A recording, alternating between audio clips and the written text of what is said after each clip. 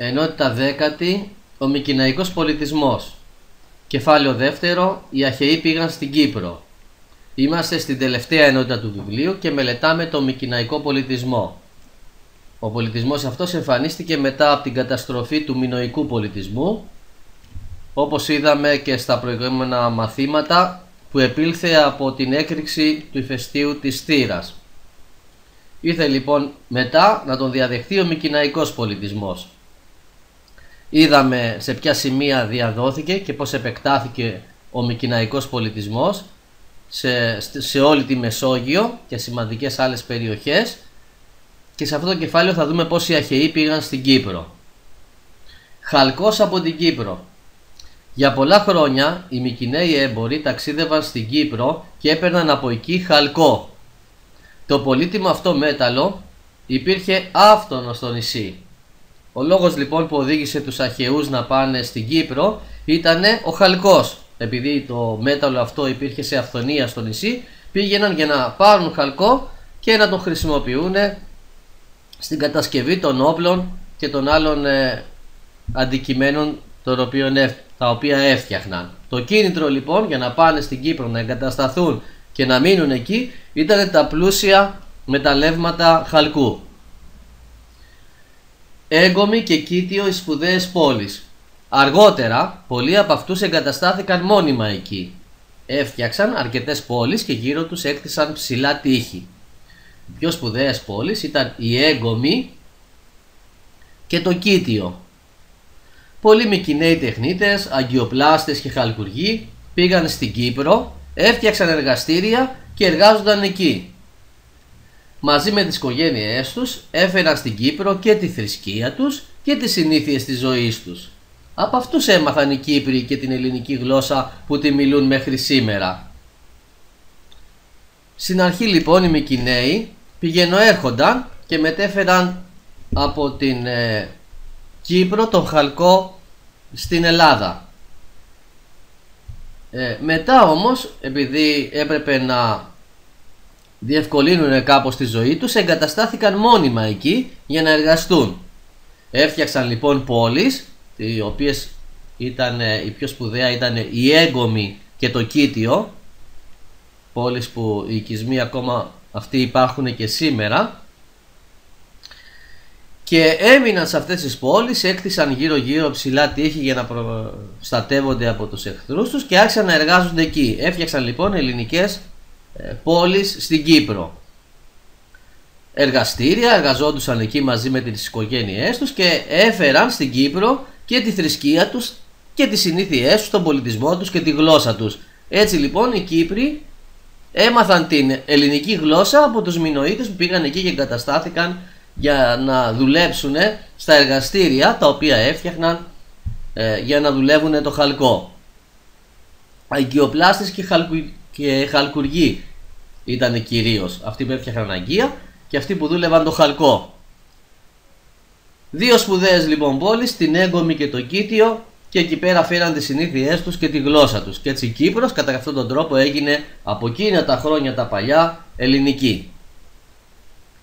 Συνεχίζουμε να διαβάζουμε. Οι αρχαιολόγοι ανακάλυψαν στην Κύπρο τα ερείπια πολλών μικηναϊκών πόλεων και πολλούς στολωτούς τάφους με χρυσά κτερίσματα, σαν αυτούς που βρήκαν και στις Μικήνες. Όλα αυτά τα έφεραν στο φως οι αρχαιολόγοι. Βρήκανε τα ερείπια των πόλεων αυτών και κατάλαβαν ότι είναι μικηναϊκές αυτές οι πόλεις.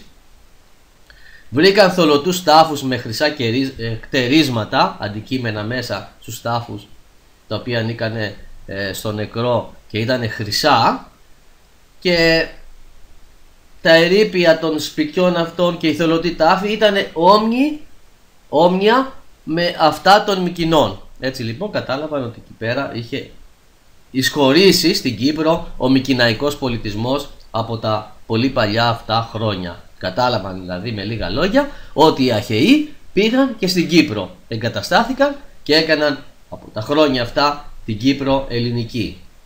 Ένα μικρό μάθημα και εύκολο μάθημα. Γιατί πήγανε στην Κύπρο? Για να πάρουν από εκεί το χαλκό. Και ποιες ήταν οι μεγάλες πόλεις που ίδρυσαν? Η Έγκομη και το Κίτιο. Να ξαναδούμε πάλι αυτό τον ωραίο χάρτη του βιβλίου μας που είδαμε και στο προηγούμενο μάθημα. Σε αυτό εδώ πέρα το σημείο, στην κεντρική Ελλάδα και στην Πελοπόννησο, υπήρξε ο Μικηναϊκός πολιτισμός με κέντρο τις Μικήνες και σημαντικά άλλα μικηναϊκά κέντρα, η Ολκόρ, Χωμενό, Θήβα, Τύρινθα, Πέλας, και στη συνέχεια επεκτάθηκε στην Μινωική Κρήτη μετά από την καταστροφή του μινωικού πολιτισμού, στη Σικελία και όπως είδαμε στην Αίγυπτο, στην Παλαιστίνη και όπως είδαμε και στο σημερινό μάθημα στην Κύπρο. Έφτασαν εδώ για να πάρουν χαλκό από τα πλούσια κοιτάσματα τα οποία είχε η Κύπρο και έφτιαξαν τις σημαντικές πόλεις για τις οποίες μιλήσαμε, την Έγκομη και το Κίτιο. Φτάσαν λοιπόν και στην Κύπρο. Να σου δείξω και έναν άλλον ωραίο χάρτη. Εδώ είναι η Έγκομη και στο σημείο αυτό είναι το Κίτιο, το αρχαίο Κίτιο. Η Έγκομη και το Κίτιο, οι δύο σπουδαιότερες πόλεις οι οποίες ίδρυσαν οι Αχαιοί ερχόμενοι στην Κύπρο. Και στο τέλος υπάρχει ένα κειμενάκι το οποίο μας λέει ότι ο βασιλιάς της Κύπρου χάρισε θώρακα στον Αγαμέμνονα. Όταν πήγανε να πολεμήσουν και να καταλάβουν την Τρία, οι Κύπροι δεν πήγαν να πολεμήσουν, όμως ο βασιλιάς της Κύπρου, ο Κινήρας, έστειλε στον Αγαμέμνονα δώρο ένα χάλκινο θώρακα για να τον φορέσει στη μάχη. Είχαν λοιπόν σχέσεις φιλικές οι Κύπροι με τους Μινωίτες. Και επίσης μας λέει το κειμενάκι αυτό ότι οι Αχαιοί πολεμιστές όταν γυρνούσαν από την Τρία προς την πατρίδα τους στην Ελλάδα, κάποιους τους παρέσυραν τα κύματα και φτάσανε στην Κύπρο και εκεί έφτιαξαν πόλεις. Την Πάφο και ο Τεύκρος, ο οποίος ήταν από τη Σαλαμίνα, έφτιαξε τη Σαλαμίνα της Κύπρου. Από αυτά τα κείμενα ο Όμηρος μας λέει πόσο στενές ήταν οι σχέσεις ανάμεσα στους Αχαιούς και τους Κύπριους. Τόσο πολύ που ο βασιλιάς έδωσε ένα χάλκινο θώρακα στον Αγαμέμνονα για να πάει να πολεμήσει. Και άλλο ένα κειμενάκι που μας μιλάει για τις εμπορικές σχέσεις Κυπρίων και Μικηναίων. Αξίζει να το διαβάσουμε. Η Κύπρος έβγαζε τον καλύτερο χαλκό σε όλη τη Μεσόγειο. Οι Κύπροι έπαιρναν το μετάλλευμα από τη γη και αφού το έλειωναν το έχιναν σε καλούπια και έφτιαχναν μεγάλες πλάκες βάρους 15 με 17 κιλών που μπορούσαν να τις μεταφέρουν στον ώμο δυνατοί άντρες. Ο Μικηναίος βασιλιάς, που ήταν υπεύθυνος για το εμπόριο και για όλη την παραγωγή, είχε έλθει σε συνεννόηση με το φίλο του βασιλιά της Κύπρου και έκανε από εκεί εισαγωγή χαλκού. Το χαλκό το διέθετε έπειτα στους τεχνίτες του για να κατασκευάσουν με τα σφυριά και τα αμμόνια χάλκινα όπλα για το στρατό, ξύφη, κράνια, σπίδες, δώρατα και βέλη, αλλά και πολλά άλλα αντικείμενα από μέταλλο, που είτε τα χρησιμοποιούσαν εκεί είτε τα εξήγαγαν πάλι σε άλλες περιοχές.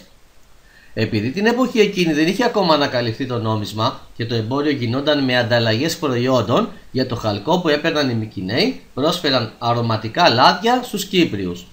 Το αρωματικό λάδι, σαν τις σημερινές κολόνιες, το παρασκεύαζαν οι Μικηναίοι αναμειγνύοντας λάδι ελιάς με ακριβά αρώματα που έφερναν από την Ανατολή. Έτσι λοιπόν γινόταν το εμπόριο, έπαιρναν χαλκό για να φτιάχνουν τα όπλα τους και άλλα αντικείμενα και έδιναν αρώματα στους Κύπριους και υπήρχαν έντονες εμπορικές σχέσεις ανάμεσα στους δύο αυτούς λαούς. Και σε αυτό το σημείο τελείωσε το μάθημά μας, θα πούμε περισσότερα στο επόμενο μάθημα. Γεια σου.